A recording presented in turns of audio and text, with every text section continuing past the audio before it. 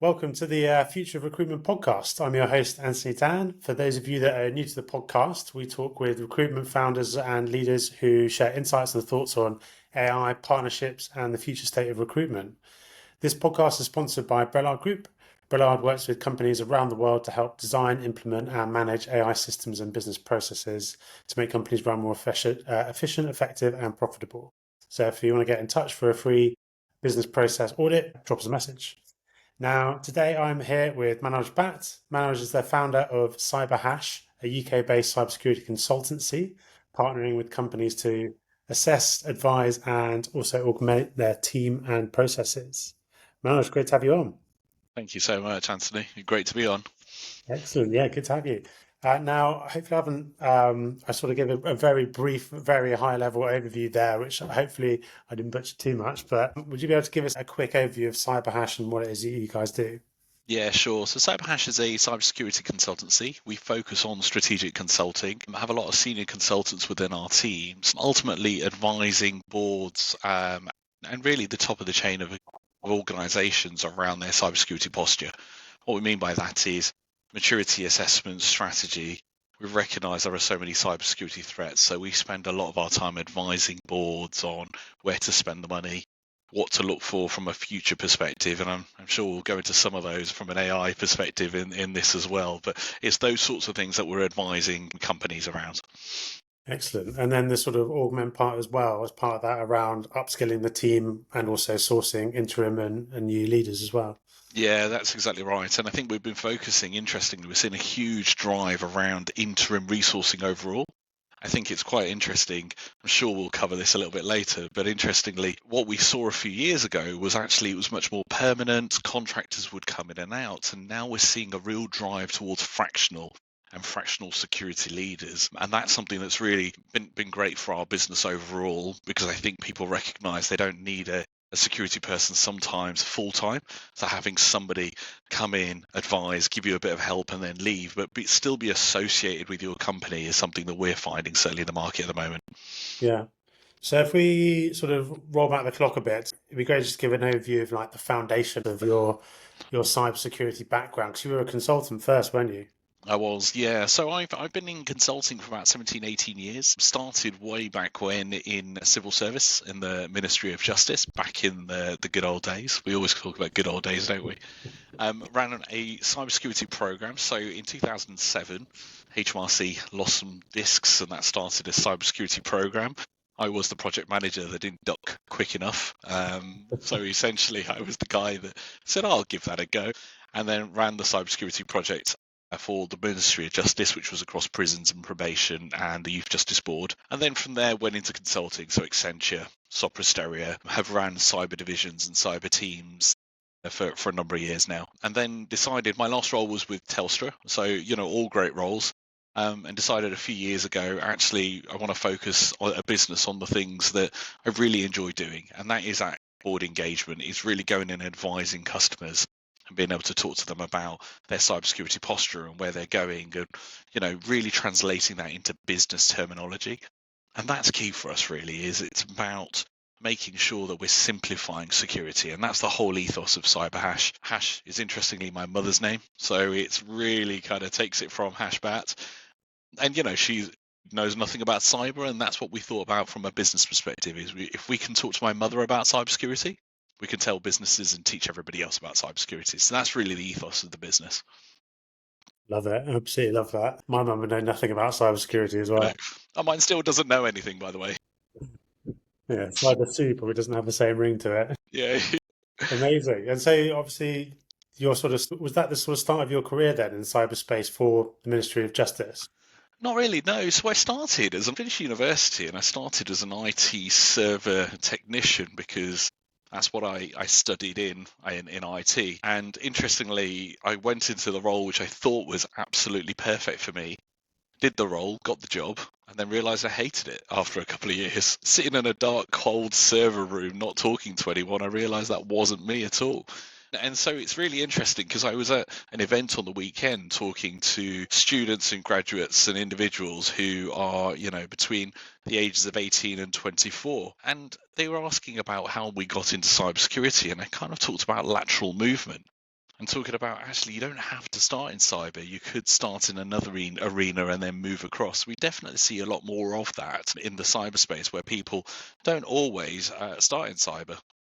Yeah, it's not on the curriculum. No, it is now, but it never used to be. And I think, I think then I went into project management, I ran some IT projects, and then it was from there I got into cyber. And interestingly, I had a role in cyber going back. I mean, this is 2010, which I rejected. I actually turned it down and said I don't want to be in cyber because it seems really boring. I thought it was all about policies and processes, but actually it was much wider than that. And actually it grew into another arena that I wasn't aware of. So I think for me that's really key.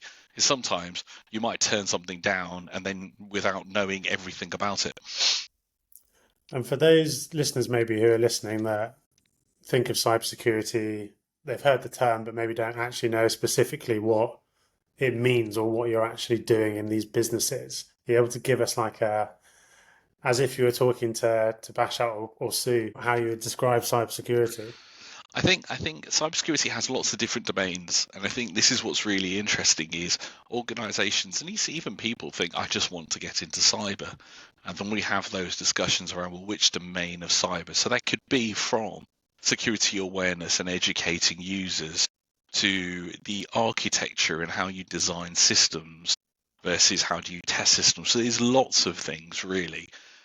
What we do is we look at all of those different domains, assess those, we look at your security holes, if there are any, we look at those security risks, and ultimately we try and bring those into the forefront before a cyber attack happens. So we're trying to give you an idea of where are your blind spots, where are the bits that a hacker or somebody in the organization might put you at risk, and we're trying to seal those up before the hackers kind of get to you. So that's really what we're trying to do. Think about it as a leaky boat. Sometimes there might be lots of leaks, and you've got to prioritize which ones you're going to fix first. Which ones are the biggest impacting to keep the boat afloat ultimately. So that's what we do as a cybersecurity consultancy. Brilliant. And I imagine things have changed a bit since 2010 or 2007, whenever it was that you sort of started in that project management side. How have you found it then over the last 10 years, I guess, now starting your own company and seeing the change in landscape? Because I spoke to someone the other day who said part of it's exactly the same, but I can imagine there must be some change with AI and different threats coming from different areas or more exposure online, I guess. Yeah, I think there have been fundamental changes across the board. If I'm being really honest, I think some things have stayed pretty stagnant. So we talked about third-party risk and the way we manage those, and actually the methodologies haven't really moved on too much. They kind of have questionnaires, and you ask if your third party is secure. And I'm sure everybody listening has had those questionnaires and they hate them. But pre-pandemic, I think it was, I mean, I was talking to somebody and we probably remember it's the speed of tech that's changed. And pre-pandemic, I was talking about dialing into phone calls and you had to put a pin in and then you'd have to say your name. And it was hardly on video. Most of it was over a telephone. And you had these little spider phone things in meeting rooms. And then the pandemic hits and we found everybody all of a sudden went to Teams and went to online and Google Meets and all the other kind of technology platforms accelerated. We've then certainly found that cloud has then become more and more prevalent. So people have moved into the cloud, but they've been steady increments. They've been these slight, I wouldn't say blips, but they've been these technology advances that have then really had to challenge us as an industry, because security is about wrapping that around the technologies and wrapping it around business change. AI brings a whole new change, and I think AI accelerates things at a speed we've never seen before. And what that really means is we're having to play catch up. A lot of our old methodologies around cybersecurity have always been applicable to things like cloud. And, it's the same sorts of risks, but it's slightly different. AI, I feel, accelerates that at such a speed, we have to start thinking about things differently. We still have to apply the same methodologies and the same premise, but I think we have to be cognizant. We're not stopping this. And this train is going downhill and it's going at such speed, we're just going to have to get on and try and work out new ways of working. So I think it is a fundamental shift in everything, Anthony, from recruitment to the way that cybersecurity threats are dealt with to the AI that we're using to protect ourselves and the way that criminals are using AI to attack companies, it's all kind of being driven by AI. So we're just seeing everything accelerated at such pace. Do you think there are lots of gaps and holes with in your sort of everyday users of the likes of ChatGPT or Claude, etc.? Do you see there being sort of big exposures within just those everyday practices, or getting it to tidy up your grammar for your email, etc.?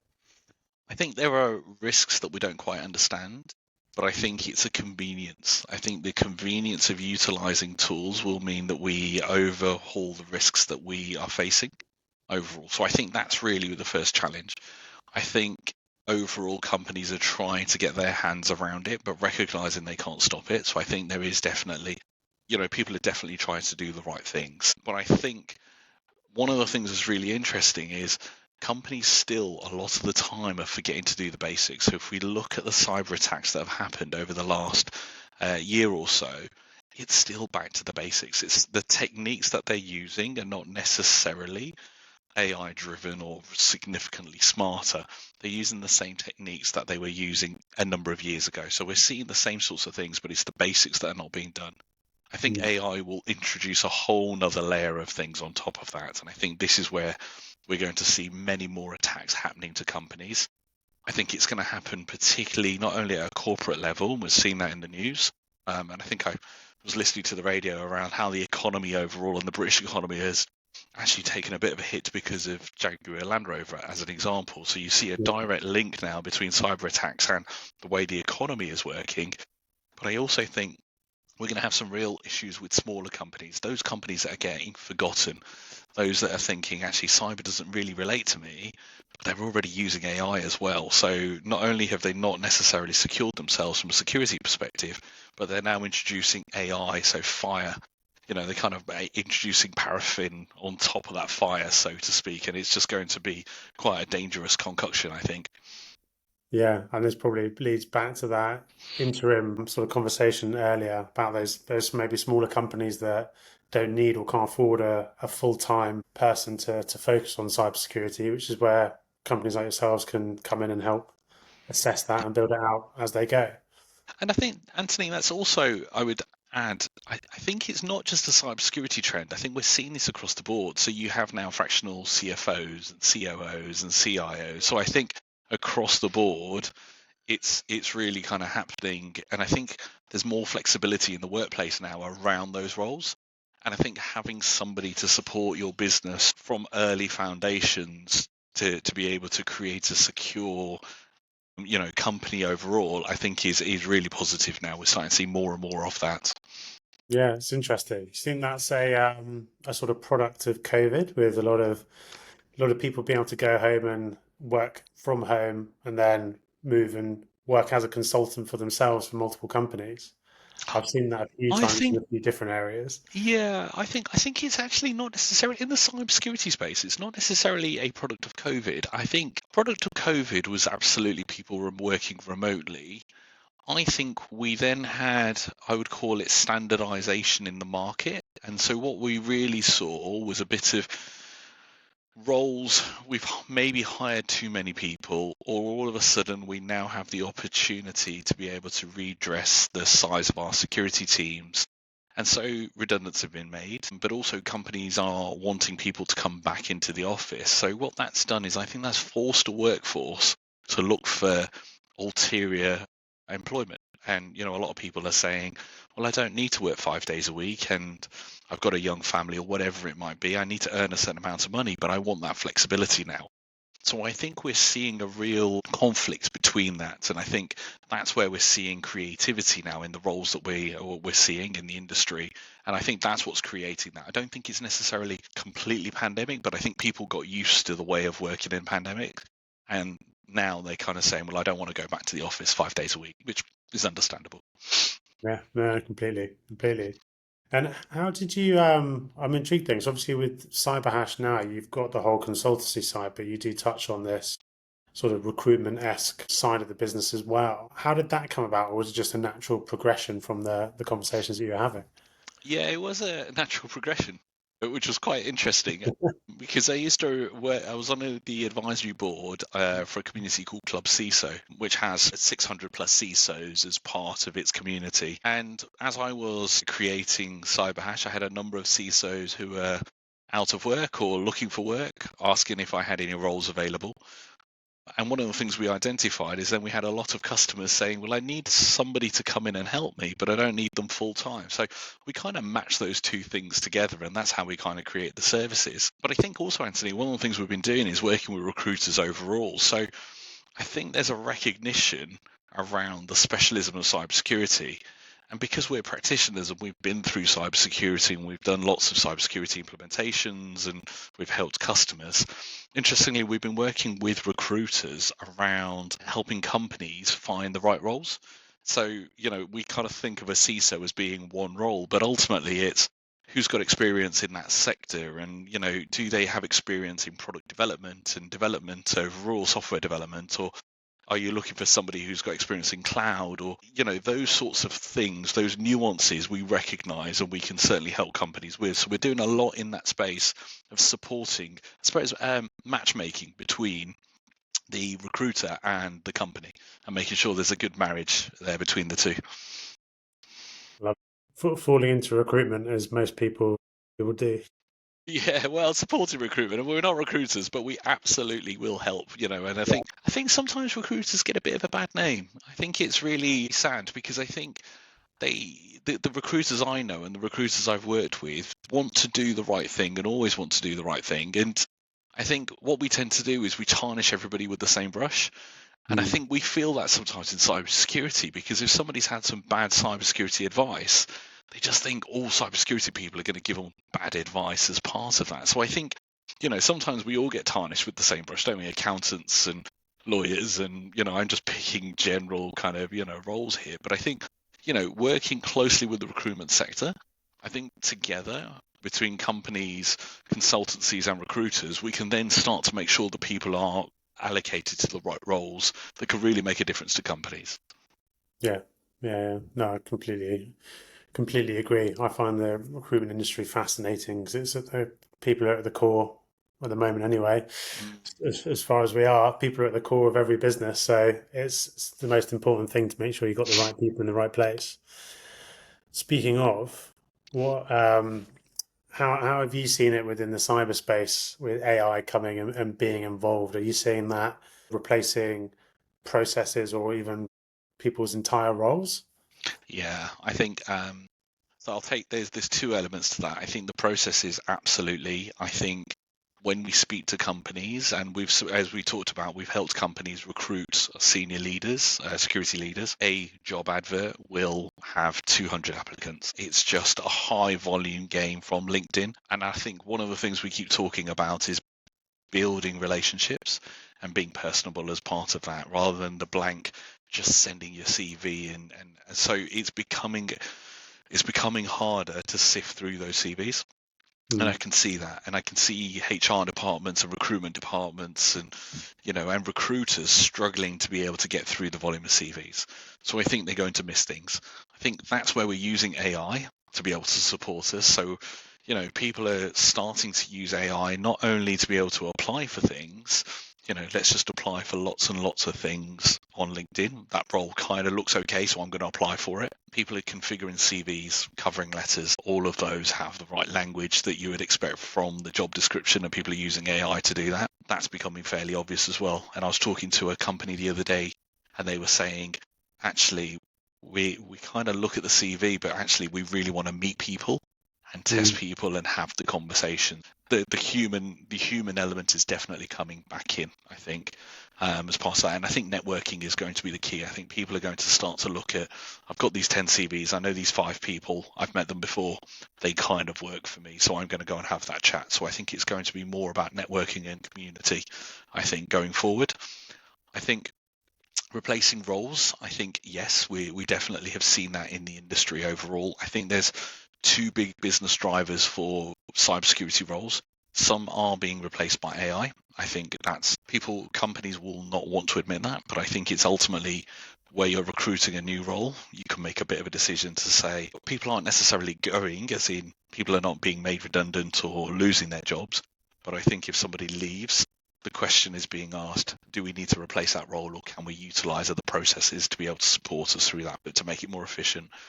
I Mm. also think we're doing more outsourcing. I think we're becoming more global as an organization, as the organizations are becoming more global and utilizing people from all over the world. And so we're seeing a big trend of utilizing people from India and Eastern Europe and across the Asias, particularly, where actually the cost of individuals is slightly cheaper than here in the UK. So we're starting to see more and more people wanting to, if we've got 10 roles, can we take 5 of those and put those offshore, so to speak? So I think we're seeing a real change in the way companies are thinking and about how they want to do the roles. I think feeding into one other element that's quite unique around cybersecurity is we're seeing cybersecurity threats through recruitment. And what we mean by that is fake applications, deep fakes of kind of organizations, people being hired. And we have seen examples of this in the news where people have been hired into companies. Companies haven't done all their due diligence. They haven't looked into who those individuals are.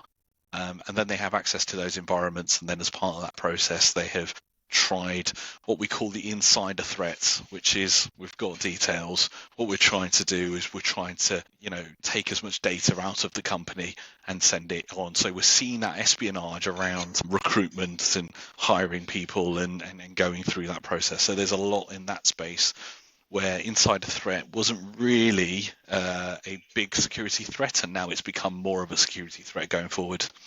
Yeah, I guess you're less bought into a company if you're never met anyone there. There was a guy in the news, I think it was quite a while ago now, just after COVID, who had, I think he was working for 5 companies at the same time. Maybe, yes, yeah. And I think we're also seeing, individuals from certain organizations, certain countries.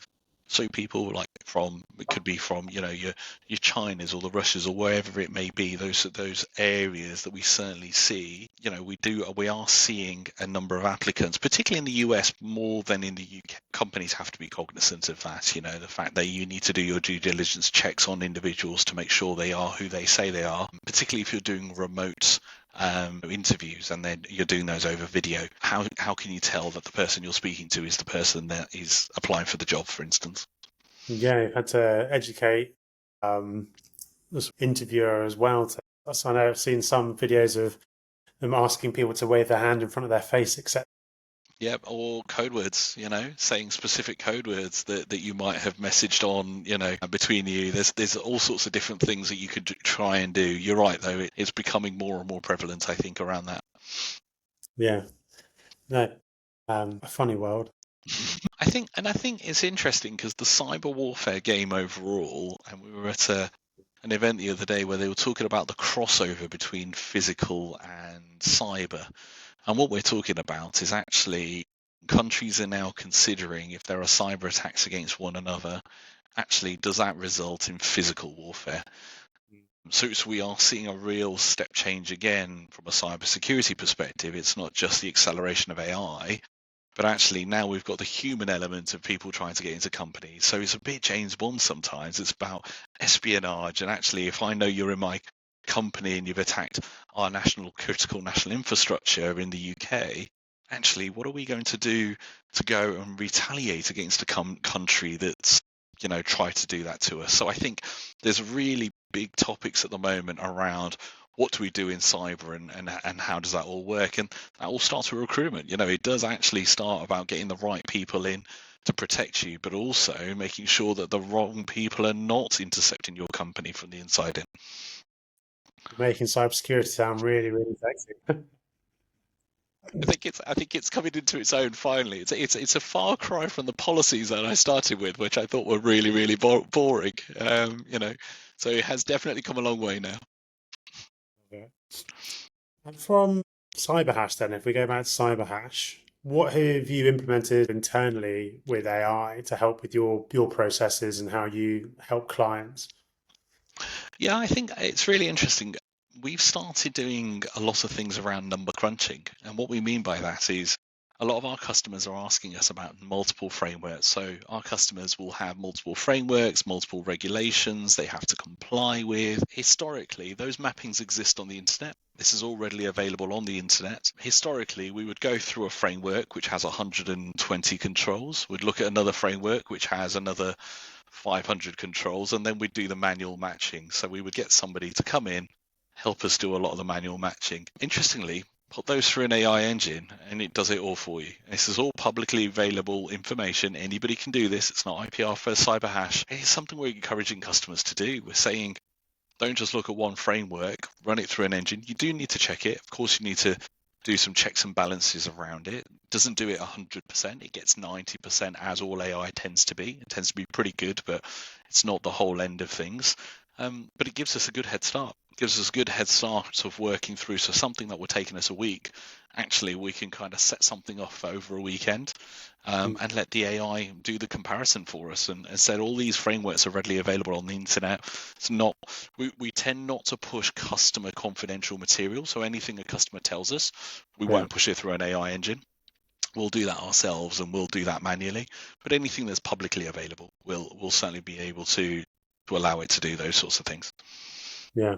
And have you found that giving you like an edge as a smaller company as well to be able to actually leverage AI to basically punch a bit above your weight? Just because a lot of the companies I've spoken to, it's these smaller, more nimble companies that can implement these processes efficiently and effectively that are going to be able to, well, punch above their weight and be able to leverage it more, I guess, Yeah. than some of the bigger, larger organizations that have got some different red tape, etc., internally to actually implement and take advantage of these technologies. Yeah, I think we have, but I think also if we were not doing this, we'd get left behind. I think we're just keeping up with the pack, if I'm being honest with you. I think what's interesting for me is the advice that we're giving to customers. So one of the things that we're talking about is we're saying to improve your cybersecurity posture, you typically need to implement these 4 or 5 things, whatever they may be. Mostly all of those, a lot of the time, one of those is AI and automation. So that is our key recommendation. We're saying to most companies, even if they're really far behind from a cyber perspective, we're saying you could leapfrog, get ahead of the curve and start thinking about AI and automation. A good example is you might have had teams writing those security awareness messages that go out, the newsletters and the messages that go out every month. Actually, AI can do that for you now. So you don't need a team to do that. You can actually get an individual to do that as part of their role. You could say send out some security comms on the latest articles or the latest hacks that have happened in the charity sector or in the financial services sector. So now you can send out comms quite easily.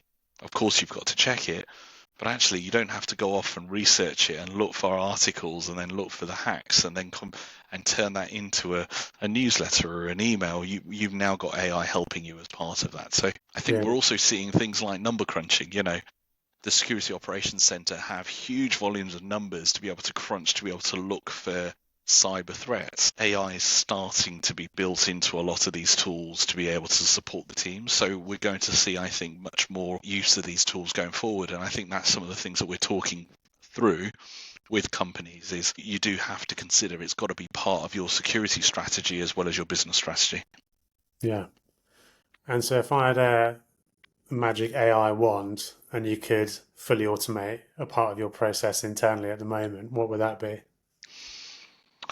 I think what's fascinating for me is I think our lives are fundamentally going to change when it comes to AI. So I don't think it's necessarily the business part, Anthony. I think it's going to be things that we are doing that quite manual. I think as humans, we're going to change the way that we do things. And what I mean by that is for us to organize this meeting, we sent a request to each other. We try to find some times. We went backwards and forwards.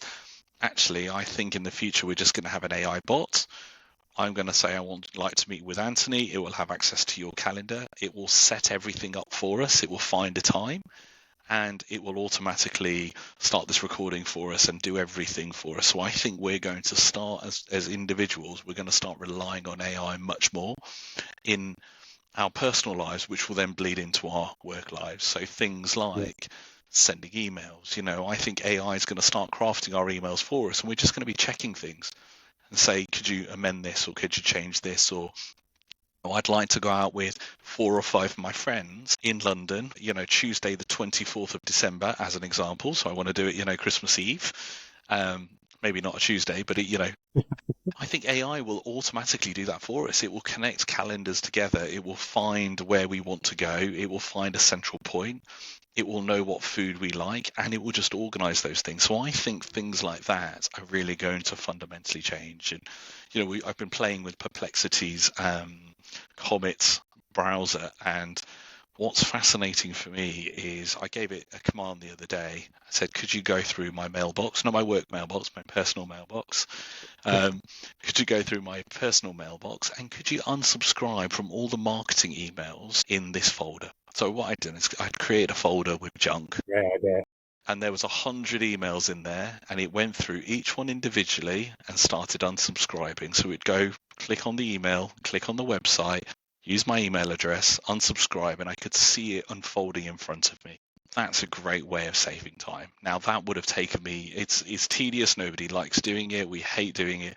But I also think that's going to change business, because now companies have to think about, well, I can't just send lots of marketing spam because the AI bots are going to unsubscribe from it. So how do we make it cleverer? How do we all of a sudden get closer to our customers as part of that? So I think we are going to have so many of these challenges that we just don't know how that's going to help business overall.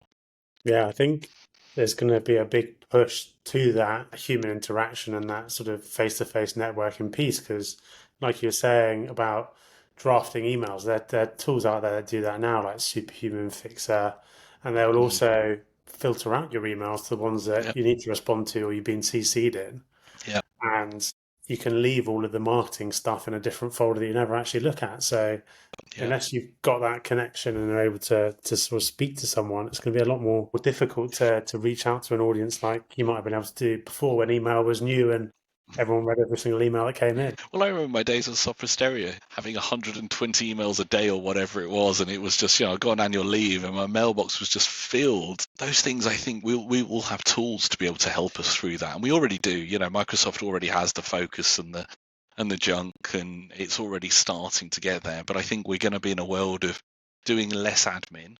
And I think if I was to say one thing, I think, yes, definitely admin is the bit. Simple things like raising invoicing and being able to, send out invoices and timesheets and time cards and all the stuff that consultancies do. There will be more automated ways. I think for me, AI will start to take over in that space. Yeah. And what does the future of Cyberhash look like then? What's your sort of aims and goals with it? So I think our aims and goals really is around UK PLCs helping customers, and that's really key for us. Is really if we can start to change the narrative and try and help customers be more secure, because I think the difficulty we find is we can only get round to so many people, and I think what we're finding is UK PLC is a real threat from a cybersecurity perspective. So I don't think we're alone in that challenge. I think we and other cybersecurity companies are all trying to really kind of fly the flag on how to be secure. So for me, that's my real personal goal, is how do we make sure that we're trying to help as many people and as many companies as we can. I think that for me is really important. I think as a company perspective, I think, where we'd like to grow, actually utilizing more AI, but I think not losing the focus on the human element. I think really, really important is staying with the human element. And I think as business changes, businesses are going to have to prioritize what they do from a cybersecurity perspective. So the more we can help those businesses and, really kind of grow and prosper whilst being secure, I think that really is important to us. And continuing to help customers and make money. I mean, as always, I think the other thing that's really interesting for me is as we become more global in things like cybersecurity, we already have partners in the US. We're talking to partners in the Middle East. I think we're starting to see that companies are not restricted to one jurisdiction anymore. Companies are global. So I think, really being able to offer those global services, I think is really, really cool. And that's where we'd like to start to play, I think. That's great. And sort of as we round off here, if anyone listening wants to get in touch with you, what's the best way to reach out? Feel free to go to our website, which is cyberhash.com.